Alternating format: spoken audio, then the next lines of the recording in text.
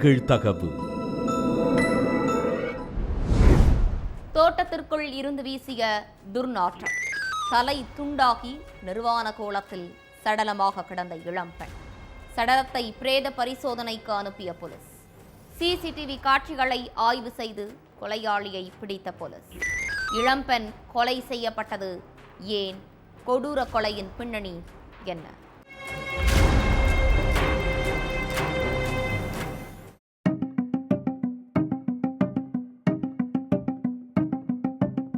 December 6ஆம் தேதி யமுனா நகர்ல உள்ள ஒரு தோட்டத்துக்குள்ள இருந்து ஒரே துர்நாற்றமா வீசி இருக்கு. ஏன் இப்படி நாற்றம் வீசுதுன்னு நினைச்ச பொதுமக்கள் அந்த தோட்டத்துக்குள்ள போய் பார்த்திருக்காங்க. அப்ப தலை துண்டான நிலையிலையும் உடல் சிதைஞ்சு போன நிலையிலையும் ஒட்டு துணி இல்லாம நிர்வாணமா இளம்பெண்ணோட சடலம் ஒண்ணு கிடந்திருக்கு. இந்த விஷயத்தை கேள்விப்பட்டு உடனே ஸ்பாட்டுக்கு வந்த போலீஸ் சடலத்தை மீட்டு போஸ்ட்மார்ட்டத்துக்கு அனுப்பி வச்சாங்க. அடுத்து அங்க கிடந்த ஒரு ஹேண்ட் பேக்கை எடுத்து அதுல இருந்த கவர்மெண்ட் ஐடியை எடுத்து பார்த்திருக்காங்க. அதுல தான் உயிரிழந்தது இளம்பெண் உமான்னு தெரிய வந்துச்சு. அடுத்து இளம்பெண்ணை கொலை செஞ்சது யாரு, எதனால இந்த கொலை நடந்துச்சுன்னு தெரிஞ்சுக்க போலீஸ் அங்கிருந்த கிராம மக்கள் கிட்ட விசாரிச்சாங்க.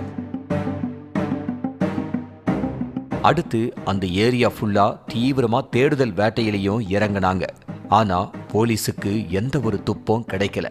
கொலையாளி பக்கத்து மாநிலத்துக்கு தப்பிச்சு போயிருப்பாருன்னு நினைச்ச போலீஸ் இந்த கொலை சம்பவத்தை பத்தி இமாச்சல பிரதேசம், சண்டிகர், உத்தரகண்ட் மற்றும் உத்தரப்பிரதேச மாவட்ட போலீஸுக்கும் தகவல் கொடுத்து கொலையாளி பத்தி துப்பு கிடைச்சா சொல்ல சொல்லியிருக்காங்க.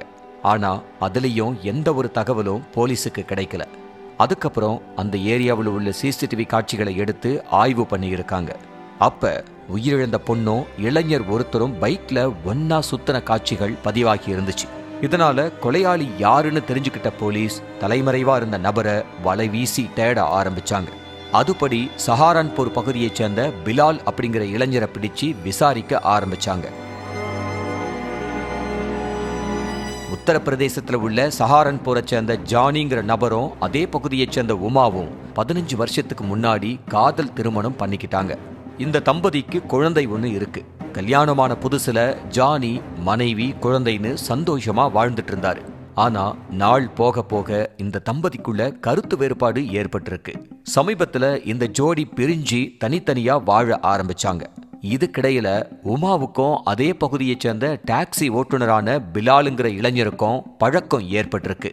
இந்த பழக்கம் நாளடைவில் இவங்களுக்குள்ள தகாத உறவா மாறி இருக்கு. அதுக்கப்புறம் 2 பேரும் லிவ்-இன்ல வாழ ஆரம்பிச்சாங்க. ஆரம்பத்துல இவங்களோட வாழ்க்கை நல்லபடியா சந்தோஷமா இருந்தாலும் கூட அந்த சந்தோஷம் ரொம்ப நாள் நீடிக்கல. பிலாலுக்கு அவங்க வீட்டுல வேற ஒரு பொண்ணை பார்த்திருக்காங்க. அதுக்கு பிலாலும் ஓகே சொல்ல பிலாலுக்கும் அந்த பொண்ணுக்கும் சமீபத்துல நிச்சயமும் ஆகியிருக்கு. கல்யாண தேதியும் பிக்ஸ் ஆகியிருக்கு. இந்த விஷயத்தை கேள்விப்பட்டு கொதிச்சு போன உமா, நான் உன்னை நம்பிதான் வந்தேன், இப்ப நீ வீட்டுல பாக்குற பொண்ணை கல்யாணம் பண்ணிக்க முடிவு பண்ணா என்ன அர்த்தம்னு கேட்டு சண்டை போட்டிருக்காங்க. அதுக்கு பிலால், நான் உன்னை டைம் பாஸுக்கு தான் லவ் பண்ணேன், நீ ஒழுங்கா உன் கணவன் கூடவே போயிரு, என்னால லைஃப் ஃபுல்லா உன் கூட வாழ முடியாது, நீ உன் கணவன் கூட போயிட்டு சந்தோஷமா வாழுன்னு சொல்லியிருக்காரு. ஆனா அதை ஏற்க மறுத்த உமா பிலால் கூட சண்டை போட்டிருக்காங்க. இதனால 2 பேருக்கும் இடையில பிரச்சனை ஏற்பட்டிருக்கு. தன்னை திருமணம் பண்ணிக்க சொல்லி உமா தொடர்ந்து பிலாலை டார்ச்சர் பண்ணிட்டும் இருந்திருக்காங்க. இதனால கடும் கோபமான பிலால் உமா உயிரோட இருந்தா லிவ்-இன் உறவை வெளியில சொல்லி நம்மள அசிங்கப்படுத்திடுவான்னு பயந்திருக்காரு. அதே மாதிரி உமாவை உயிரோடு விட்டு வச்சா நாம நிம்மதியா வாழ முடியாதுன்னு நினைச்சு அவங்கள கொலை செய்ய திட்டம் போட்டிருக்காரு. சம்பவத்தன்னைக்கு உமாவை கூட்டிட்டு ஊர் சுத்த போன பிலால் அங்க இருக்கிற ஒரு காட்டு பகுதிக்குள்ள வச்சு அவங்க கிட்ட சண்டை போட்டிருக்கான். அப்ப திடீர்னு உமாவோட கழுத்தை நெரிச்சிருக்கான். மறைச்சு வச்சிருந்த கத்தியை எடுத்தும் உமாவோட உடல்ல சரமாரியா குத்தி இருக்கான். இதுல சம்பவ இடத்திலேயே சுருண்டு விழுந்த உமா துடிக்க துடிக்க உயிரிழந்துட்டாங்க. அப்பவும் ஆத்திரம் தீராத பிலால் உமாவோட கழுத்தை கரகரன்னு அறுத்து துண்டா எடுத்திருக்கான்.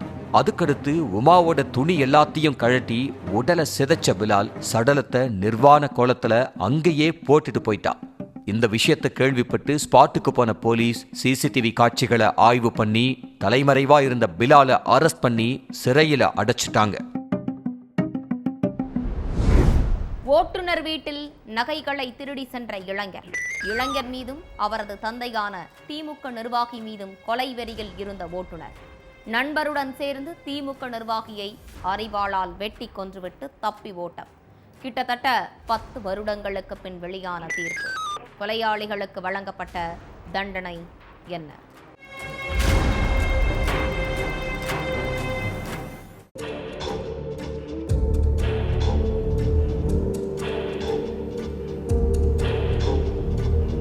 தாளமுத்து நகர் ரோட்ல சேசு ராஜாங்கிற நபரு நடந்து போயிட்டு இருந்தாரு. அப்ப அவரை வழிமறிச்ச 2 பேரு மறைச்சு வச்சிருந்த அரிவாளை எடுத்து சேசு ராஜாவை வெட்டி கொன்னுட்டு அங்கிருந்து தப்பிச்சு போயிட்டாங்க. சேசு ராஜா உயிரிழந்த சம்பவம் தாளமுத்து நகர் ஃபுல்லா காட்டு தீ போல பரவி இருக்கு. இதனால கிராம மக்கள் எல்லாருமே சேசு ராஜா உயிரிழந்து கிடந்த இடத்துல கூடியிருக்காங்க. இந்த விஷயத்தை கேள்விப்பட்டு ஸ்பாட்டுக்கு வந்த போலீஸ் சடலத்தை மீட்டு போஸ்ட்மார்ட்டத்துக்கு அனுப்பி வச்சாங்க. அடுத்து சேசுராஜாவோட சொந்தக்காரங்க கிட்ட போலீஸ் விசாரணை பண்ணியிருக்காங்க. சேசுராஜாவுக்கு யார் கூடயாவது முன்பகை இருக்கா, உங்களுக்கு யார் மேலேயாவது சந்தேகம் இருக்கான்னு போலீஸ் கேட்டிருக்காங்க. அப்ப இதே கிராமத்தை சேர்ந்த மாரி செல்வத்துக்கும் எங்க குடும்பத்துக்கும் பிரச்சனை இருந்துச்சு, அவன்தான் இந்த கொலை சம்பவத்துல ஈடுபட்டு இருப்பான்னு சந்தேகமா சொல்லி இருக்காங்க. அந்த வாக்குமூலத்தை வச்சு தலைமறைவா இருந்த மாரி செல்வத்தையும் அவர் கூட இருந்த அருண் சிங்கையும் பிடிச்ச போலீஸ் 2 பேரையும் தங்களோட கஸ்டடியில எடுத்து விசாரிச்சாங்க. தூத்துக்குடி தாளமுத்து நகர் பகுதியைச் சேர்ந்த சேசுராஜா மாப்பிள்ளையூரணி ஊராட்சி ஒன்றிய திமுக செயலாளரா இருந்தார். ரியல் எஸ்டேட் வேலையும் செஞ்சுக்கிட்டு இருந்தார். இவருக்கு அலெக்ஸ்ங்கிற மகன் இருக்காரு. இதுக்கிடையில டேவிஸ்புரம் பகுதியைச் சேர்ந்த மாரி செல்வத்தோட வீட்டுல தங்க நகை திருடு போயிருக்கு. இது தொடர்பா மாரி செல்வம் தாளமுத்து நகர் போலீஸ் ஸ்டேஷன்ல புகார் அளிச்சிட்டாரு. இந்த புகாரை வாங்கின போலீஸ் திருடனை பத்தி விசாரிக்க ஆரம்பிச்சாங்க. அதுல சேசுராஜாவோட மகன் அலெக்ஸ் தான் இந்த திருட்டுல ஈடுபட்டதுன்னு தெரிய வந்திருக்கு. இதனால அலெக்ஸை கைது பண்ணி விசாரணையில இறங்குறாங்க போலீஸ். அதுக்கடுத்து திருடு போன தங்க நகையையும் வெள்ளி கொலுசையும் மீட்ட போலீஸ் அவரை சிறையில அடைச்சிட்டாங்க. ஆனா அலெக்ஸ் கைது செய்யப்பட்ட விஷயம் மாரிச்செல்வத்துக்கு தெரியல. இதனால ஆர்வக்கோளாறான மாரிச்செல்வம் நடந்த எல்லாத்தையும் தன்னோட நண்பர் அருண் சிங் கிட்ட சொல்லி அலெக்ஸையும் அவரோட அப்பா சேசுராஜாவையும் ஏதாவது பண்ணணும்னு திட்டம் போட்டிருக்காரு. சம்பவத்தன்னைக்கு சேசுராஜா தாளமுத்து நகர்ல உள்ள சாலையில நடந்து போயிட்டு இருந்தாரு. அப்ப அவரை வழிமறிச்ச மாரிச்செல்வமும் அருண் சிங்கும் அவர்கிட்ட வாக்குவாதம் பண்ணியிருக்காங்க. உன் மகன் தான் எங்க வீட்டுல வந்து திருடிட்டு போனான், அதனால திருடு போன நகைகளை திருப்பி கொடுன்னு கேட்டிருக்காரு. அதுக்கு சேசுராஜா, நானா உன் வீட்டுல வந்து திருடுன, உனக்கு தேவைன்னா என்னோட மகன் கிட்ட போய் கேட்டுக்கோன்னு சொல்லியிருக்காரு. இதனால 2 தரப்புக்கும் இடையில பயங்கர சண்டை ஏற்பட்டிருக்கு. சேசுராஜா மாரிச்செல்வத்தை தகாத வார்த்தையால திட்டி இருக்காரு.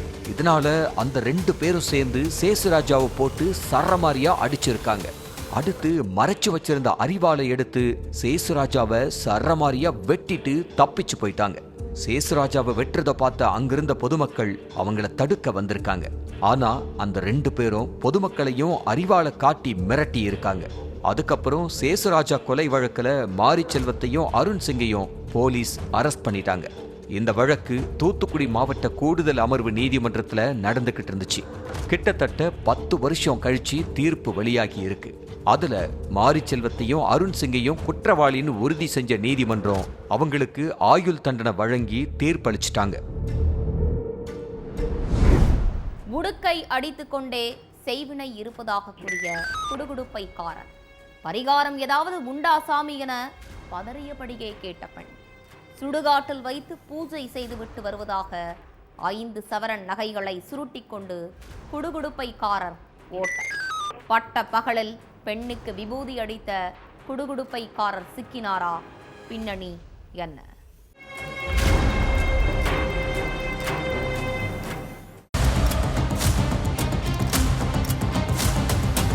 காலையில 10 மணி இருக்கும். கணவனை ஆபீஸ்க்கு அனுப்பிட்டு பிள்ளைகளையும் ஸ்கூலுக்கு அனுப்பிட்டு சென்னை திருவான்மியூர் மேட்டு தெருவில் உள்ள தன்னோட வீட்டுல சும்மா உட்காந்துக்கிட்டு இருந்திருக்காங்க மஞ்சு. அப்போ வீட்டுக்கு வெளியே நல்ல காலம் பொறுக்குதுன்னு ஒரு குடுகுடுப்புக்காரரோட சத்தம் கேட்டிருக்கு.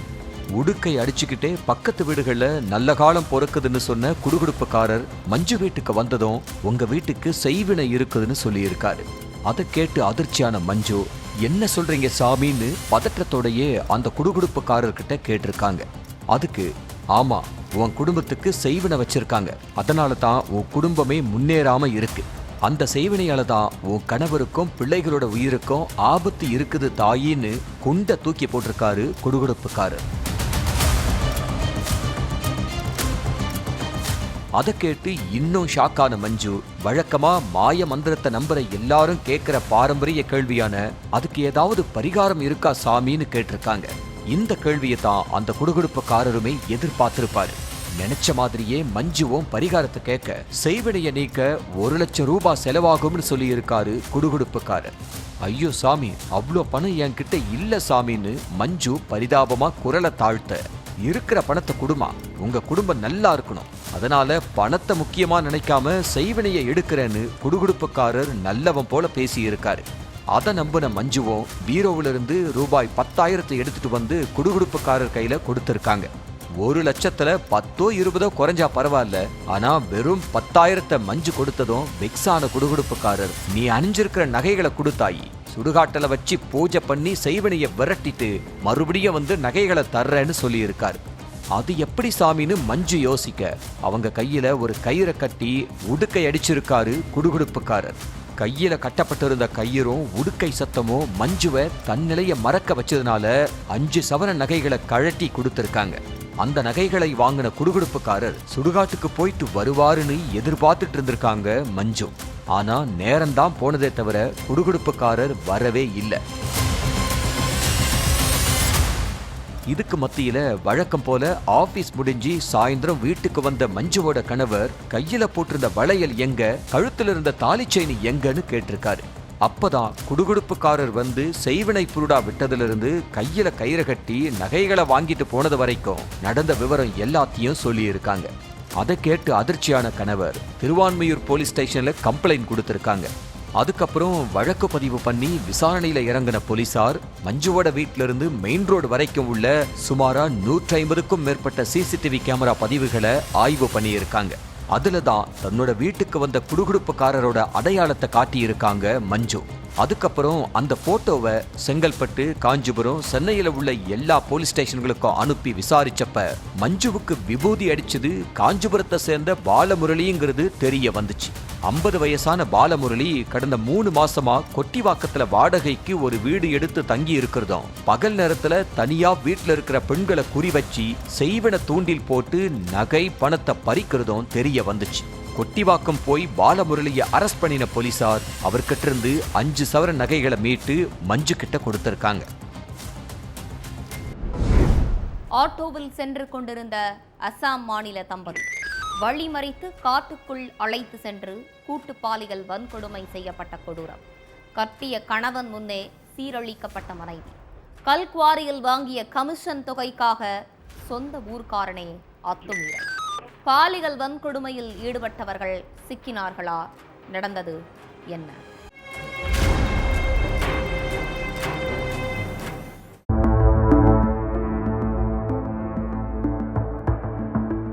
அஸ்ஸாம் மாநிலத்தை சேர்ந்த ஒரு தம்பதியோட போய்கிட்டு இருந்த ஆட்டோவை 2 சிறுவர்களோட பைக்ல வந்த ஒரு இளைஞர் வழிமறிச்சிருக்கான். இந்த தம்பதி ஒரு கல்குவாரியில வேலை பார்த்ததாவும் அங்க பணத்தை திருடிக்கிட்டு எஸ்கேப் ஆகுறதாவும் ஆட்டோக்காரர்கிட்ட சொல்லியிருக்கான் அந்த இளைஞன்.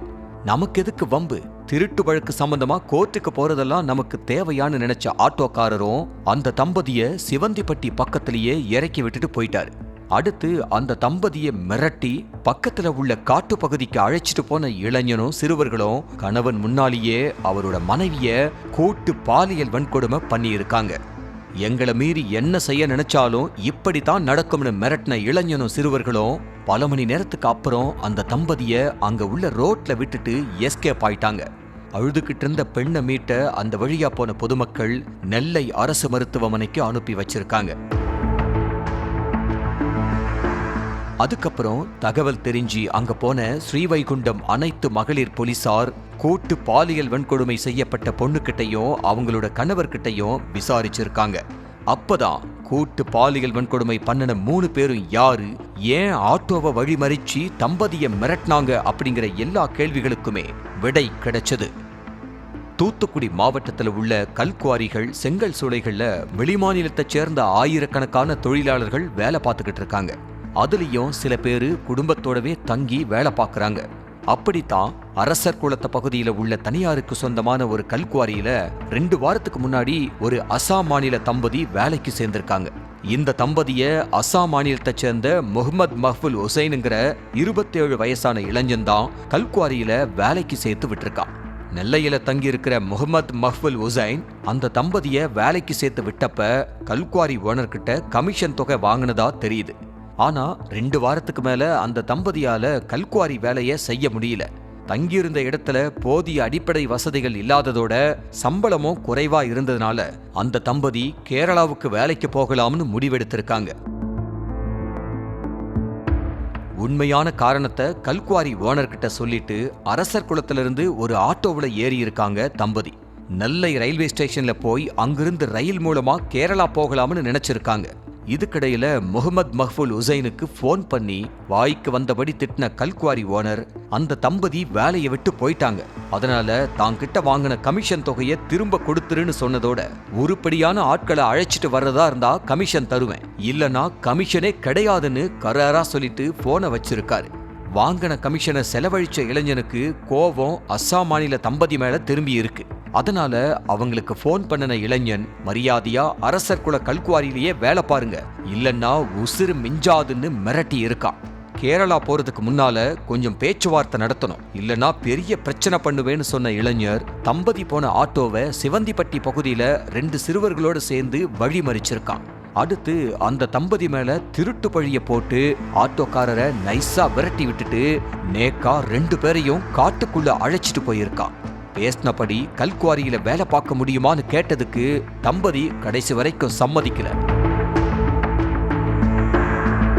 அதனால ஆத்திரத்தோட உச்சிக்கு போன முகமது மஹ்புல் ஹுசைன் 2 சிறுவர்களோட சேர்ந்து அஸ்ஸாம் மாநில கணவனை கண்மூடித்தனமா தாக்கிட்டு அவர் கண் முன்னாலேயே அவரோட மனைவிய கூட்டு பாலியல் வன்கொடுமை பண்ணி இருக்காங்க. அதோட நடந்த விஷயம் வெளியில தெரிஞ்சதுன்னா அவமானம் உங்க 2 பேருக்கு தான், எங்களுக்கு இல்ல. அதை புரிஞ்சுக்கிட்டு அமைதியா ஓடி போயிருங்கன்னு மிரட்டின முகமது மஹ்புல் ஹுசைன் ரொம்ப நேரத்துக்கு பிறகு தம்பதிய சாலையோரம் விட்டுட்டு சிறுவர்களோட எஸ்கேப் ஆயிட்டான். இது சம்பந்தமா வழக்கு பதிவு பண்ணி விசாரணையில இறங்கின மகளிர் போலீசார் சம்பவம் நடந்த சில மணி நேரத்திலேயே நெல்லை பஸ் ஸ்டாண்ட்ல வச்சு முகமது மஹ்புல் ஹுசைனை கைது பண்ணி இருக்காங்க. அதே மாதிரி சம்பந்தப்பட்ட சிறுவர்களையும் கைது பண்ணி சீர்திருத்த பள்ளியில அடைச்சிருக்காங்க. முட்புதருக்குள் வெட்டு காயங்களோடு சடலமாக கிடந்த இளைஞர். சடலத்தை கண்டு போலீசாருக்கு தகவல் அளித்த மக்கள். விசாரணையில் சொந்த அண்ணனே தம்பியை வெட்டி கொலை செய்தது அம்பலம். அண்ணன் தம்பிக்கிடையே கொலை செய்யும் அளவுக்கு அப்படி என்ன பிரச்சனை நடந்தது என்ன?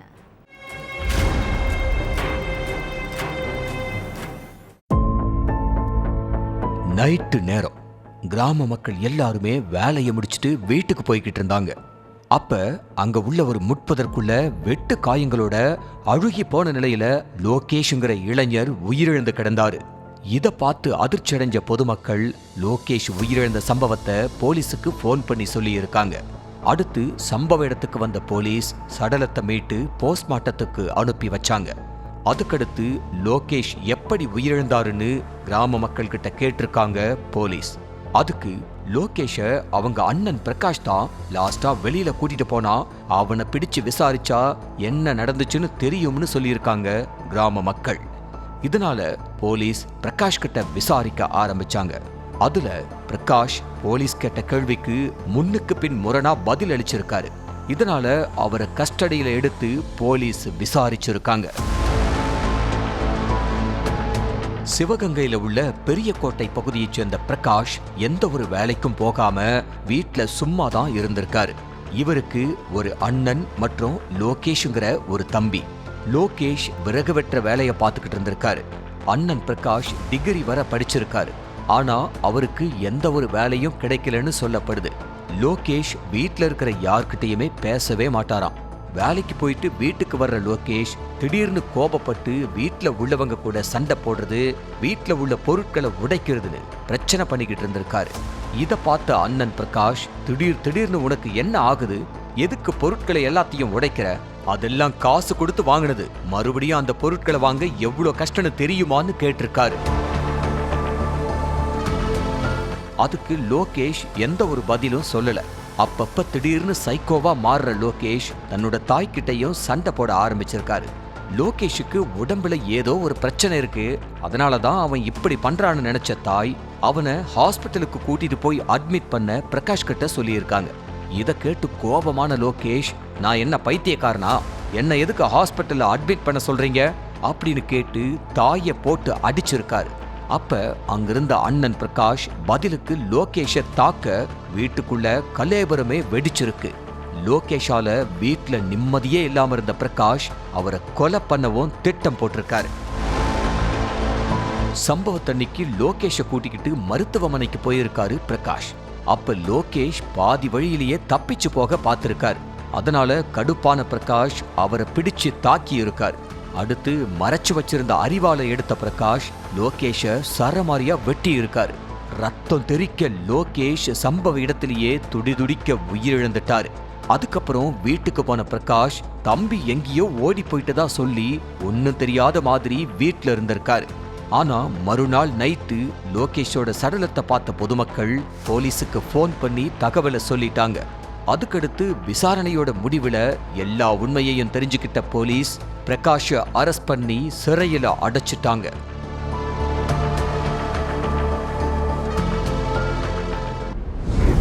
ஒவ்வொரு குற்றங்களின் முடிவும் சட்டத்தின் கையில். விசாரணை தொடரும். பார்க்கலாம் அடுத்த நிகழ்தகவல்.